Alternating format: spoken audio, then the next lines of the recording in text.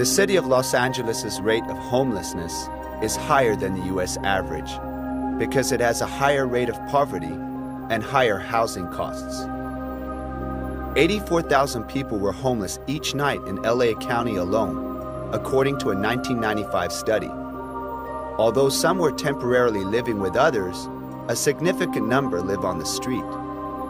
Many homeless individuals from other cities have decided to come and live in the streets of downtown LA. Some of these homeless live in shelters and cars and on bridges and freeway underpasses, while others live in alleys, in parks, on beaches, and city streets. My name is Malik Carter. I am not homeless presently, however, I have been homeless on innumerable occasions. I am 72, almost 73 years old. Right now, there is a bad stigma on people being homeless.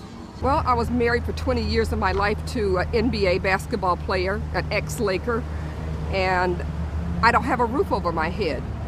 Where in America can you be married to a multimillionaire and not receive at least a roof over your head? I have been relegated to a shopping cart with all my little worldly possessions. I never thought in my life that I would ever be homeless. How you doing? What's your name? How you doing, man? My name is Batman. How old are you now? I'm 24 years old. I've been out here over 30-some years. And what's your name again? Archie, Lee Cloud. My name is Miko. Well, how long you been on the street, Miko? Basically, you could say years, off and on, you know. And what did you do as far as your job or your occupation? I'm a musician, okay. You know, but done computer work, worked in an ad agency. I've been a driver. Okay, your name is? Joanne. And how long have you been living on the street, Joanne? For like 3 years. So your name is Robertson, well, right? Yeah, Holman Robertson. And where are you from? Originally, I am from Chicago. Chicago. Yeah, been a survivor out here on the streets. Approximately, give or take, maybe 4, 5, 6 years. It's not an easy thing. Now, Jesus was a homeless individual. He was born in a manger. He never had a wife. He never had a home. He had 12 disciples who traveled with him. He brought the word of God to the people of the world. Ladies and gentlemen, homeless people are good people. They're just people who are down on their luck. And you know what? We're one paycheck away from homelessness, all of us. All people are one paycheck away from being homeless. I'm Bill Bratton. I'm the Chief of Police here in Los Angeles, and really pleased to be down here today. The mission is a great asset to this area of the city. The homeless problem, we have one of the largest homeless problems in the United States in terms of sheer numbers and the conditions. And at the same time, there's a lot of agencies like this, city agencies, who want to work together to try and deal with the problem more effectively. Good afternoon, Marshall. Good afternoon, Kai. I understand you're the president of LA Mission. I am.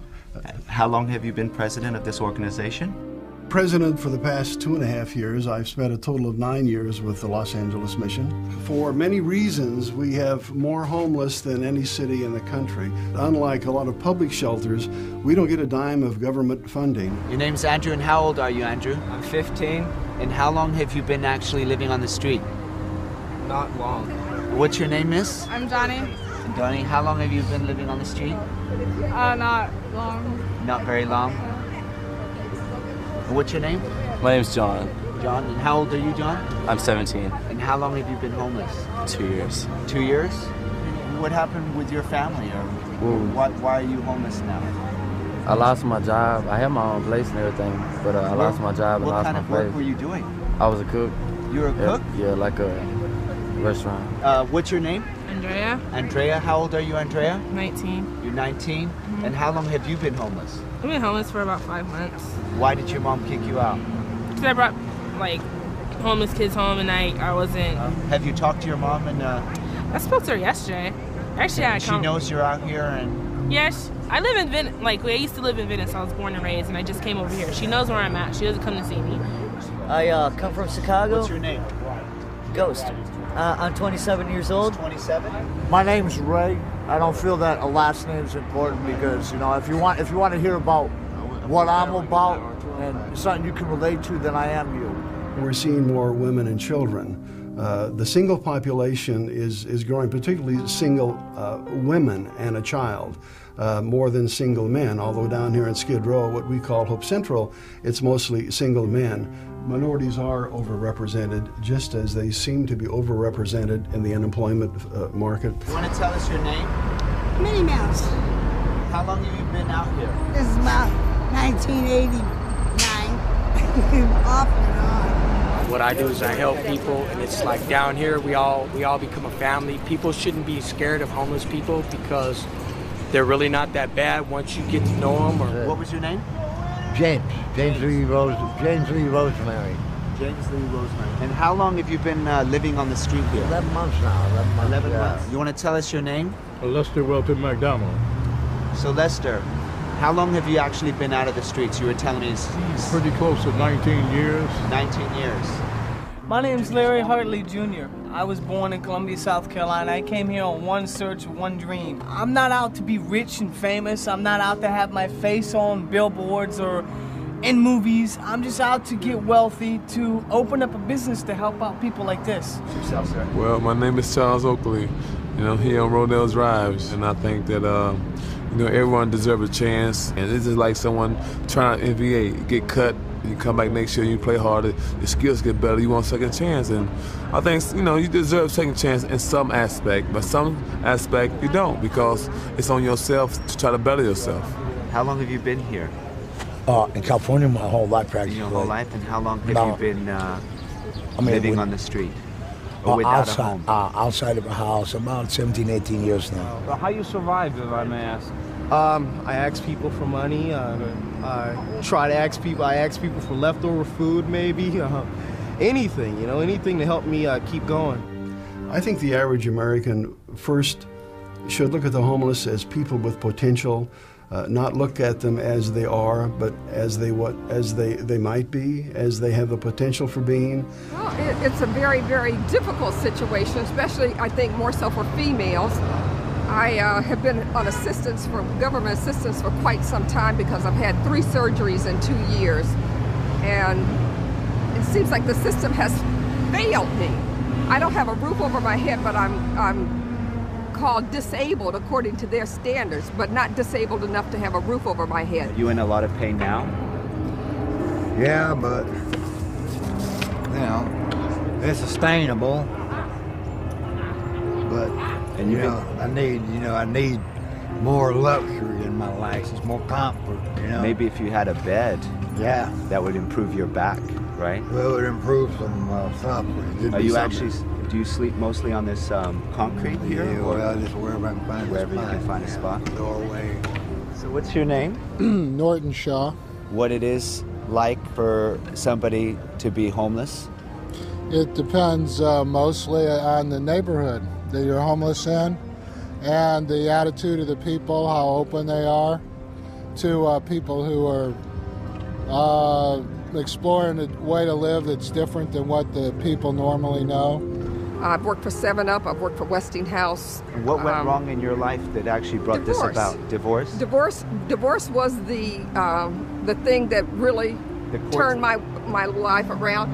And with that divorce came, I lost 2 sons that really put me in an emotional coma for a number of years.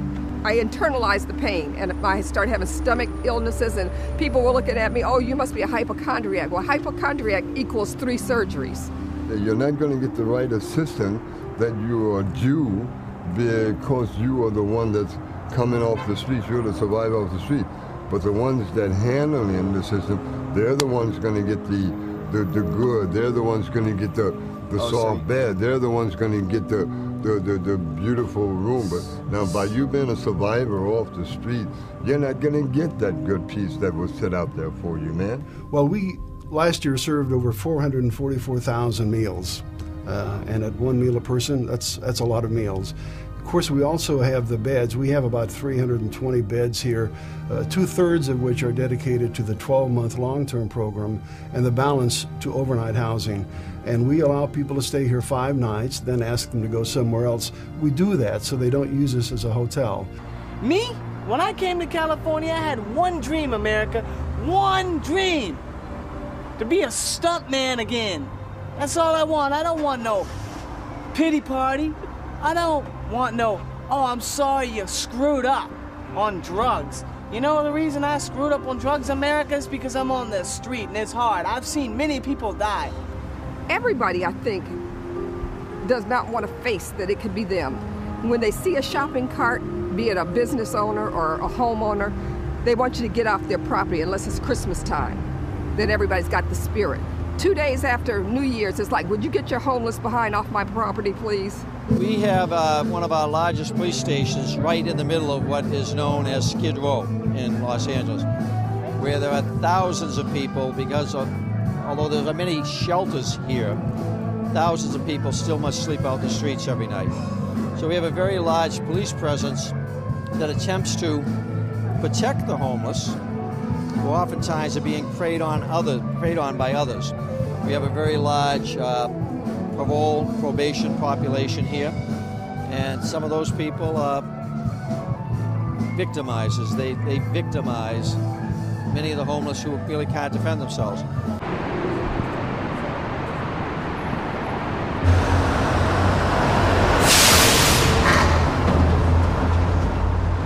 How long have you been out on the street, Hope? 6 years. 6 years. And why are you on the street? Do you have any family or?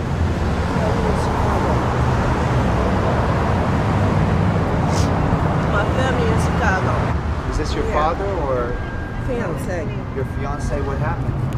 Yeah, about a half hour I'm ago. trying to get this man out of 10. He caught him. He what? He caught him. Who caught him? The guy that was in our tent. Is he alive?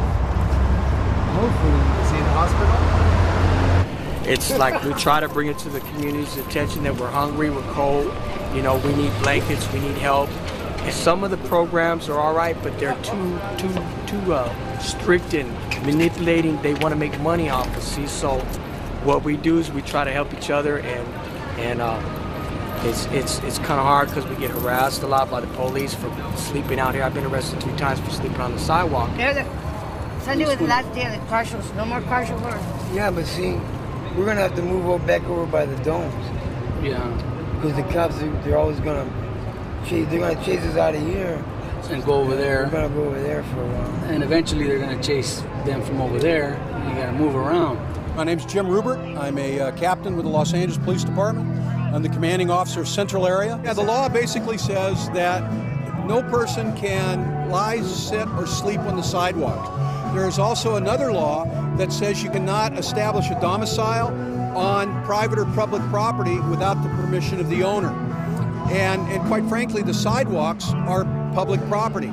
So you cannot establish a residence on there. And the city, by ordinance, says you can't do that.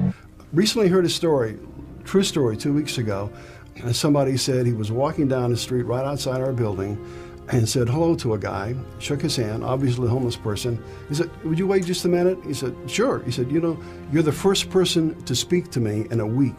I was headed to the end of this block and I was going to end my life. I was so distressed, depressed, that I had no place in life.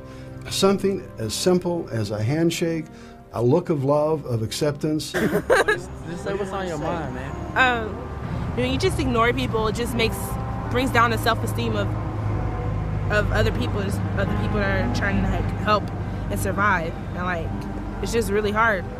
If like she said, if people would just, you know what I'm saying, show a little bit of compassion, it'd be a lot easier on our levels. We got to love each other more. You know, there's so much animosity and ill will in this country, and we've got to resolve that. I think that people should stop and listen to what you have to say first as Americans and start judging people by the content of their character instead of color of their skin. And hear what they have to say first before they automatically assume that you're seeking a handout. We all feel that we have some relationship that makes us complete.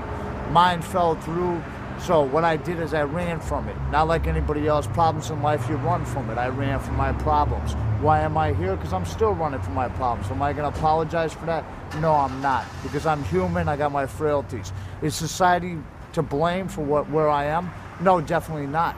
All right, but they are to blame for keeping me where I'm at, all right, because I'm to the point in life where I want to do something, but you got to remember that the social service system in America will not allow you the opportunity to get up from underneath the thumb we find ourselves in. I got family right here, and I got family right out there. The people who come up to me when I ask them for a quarter, that's love. Don't down the homeless because of some of them that piss and do graffiti and do drugs in your eyes. Down the homeless if they do something criminalistic. Don't down everybody that's homeless, because every man that's homeless is not what you think they are. Every man that is homeless has a brain, a heart, and a soul, and we all can cry, and we can all bleed the same blood. Don't treat them bad. Don't think of them poorly. Help them whenever you see them. They don't need a handout. They need a hand up. I would say to the average American to use something that we know as the Good Samaritan principle. It's where Jesus Christ relates the story of seeing a man injured in a ditch, and the publican passes him by, the priest passes him by, and it wasn't until a rather ill-conceived Samaritan comes along and takes the man to a hotel, agrees to pay for his care until he's well. And in doing that, Jesus is talking about fulfilling love thy neighbor as thyself. We need a lot more love in this country. Well, my problem, I just want to be just like I am. That's my problem. Which I really don't even have to be out here. I really don't have to be out here. I'm out here because I want to be out here. That there are people that are ill out here. There are people that are addicted. And there are some people that just choose not to get off the streets. Some people don't accept that, but that is a reality, and that's been my experience. Have you been to any of the community programs, assist programs, shelters? I like this. Nobody chooses this for a lifestyle that has, an ounce of brains.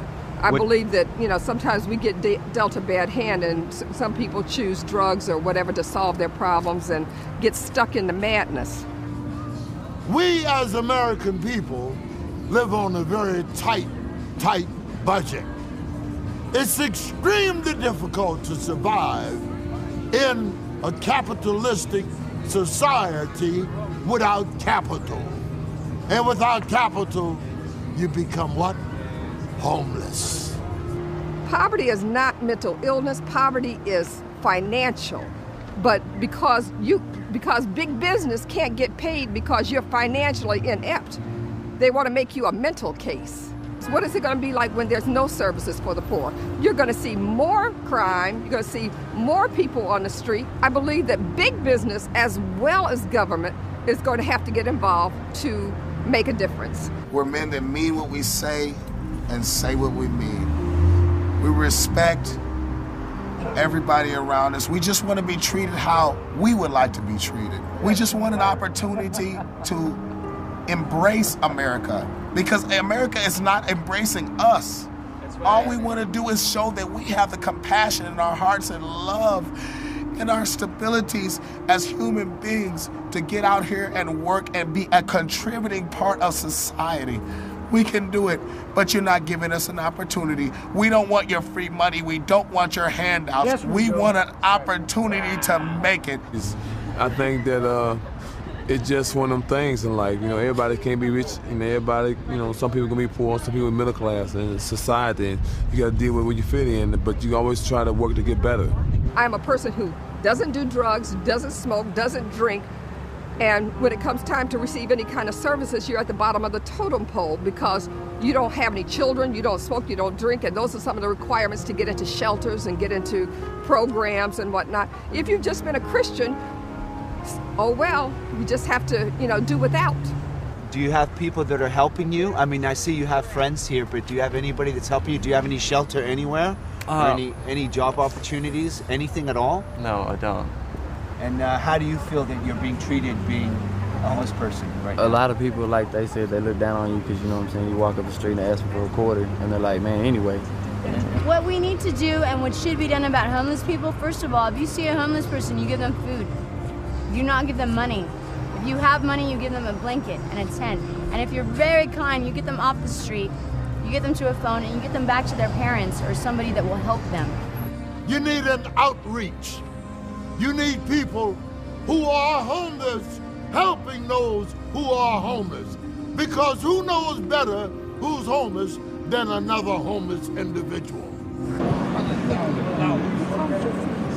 The germ broke my face out, so they had to give me some cream to put on my face from the bacteria. See your face? And they put some cream on my face from the bacteria in the hands and the germs. And he gave me some hand sanitizer to clean my hands from the germs, because sometimes I go in the bathroom and he said it smelled like piss. I said it be smelling like piss, and he said that's urination from you going in the bathroom not thinking nothing is there, but it do be there.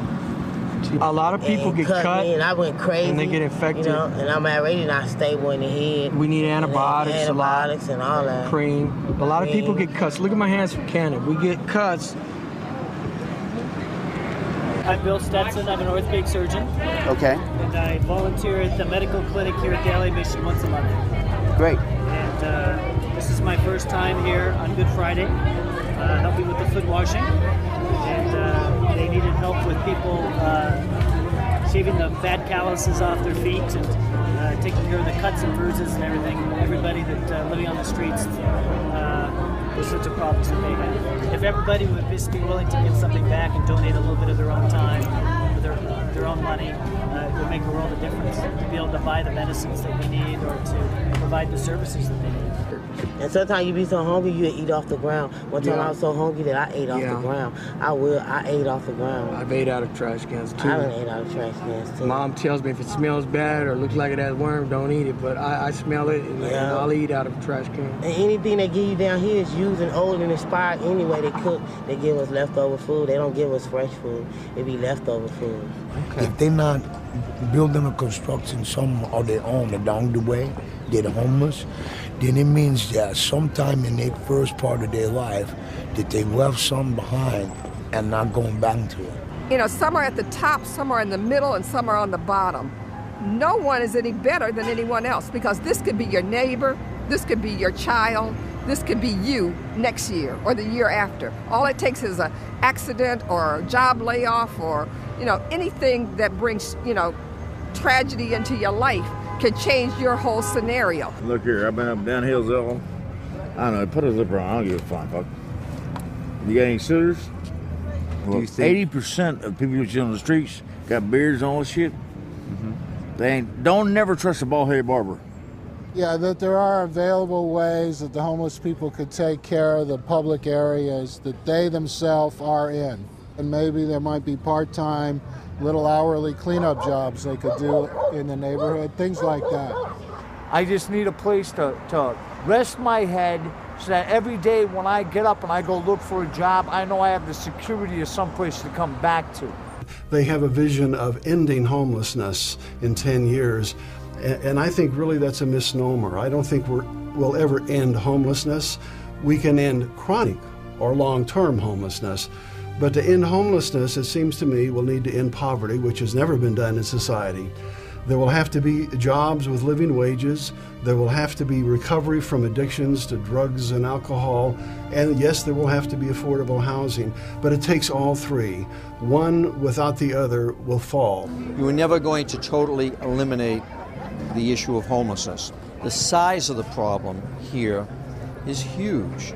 And the investment it would take at this particular time in a state that is so strapped for money. I think it's a very optimistic goal. I've been down here since the mid-'80s, and where at times it's better and at times it's worse, and it almost fluctuates with the economy at times. I think the homeless have always been with us as a society, and that's a global society. I don't think we're going to eliminate it. What we can do is reduce it, and we can promote understanding of it in the whole community. Yeah, I think it's tragic that we're the wealthiest nation in the world, and we have homeless people. And to me, the measure of any great society is how well they take care of those, like I said, who cannot help themselves. And there are like 80,000 people who are on the streets who can't find a place to sleep at night, a place to eat during the day. There's actually 1,000 homeless children in the LA area, and that just breaks my heart to think of a child that has no place to live. I'm doing my best to stay a step away from being in one of those cardboard condominiums down there myself. It's not enough just to say something that you want to be a part of it. You really have to physically be a part of it. Now, are we giving back, or are we just a generation of grabbers and takers? I think there's a tendency just to believe that either you don't have the time or the money. You're a person, just do one little thing a day or one little thing a week. That's it. I think we need to just stop, take a moment, and look around. We need someone to help us get on our feet. Every town has a place like this. Los Angeles Mission helps thousands of people a year. Volunteer some of your time at a place like this. Everybody wins. I can't blame society about how I'm being treated, because I basically put myself in this situation that I'm in right now. However, I think that it is inhumane, and I think that it is unsatisfactory as an American person, how other Americans treat me. We're people too, and we got feelings just like everybody else. It's just a little bit harder on us because of our situation.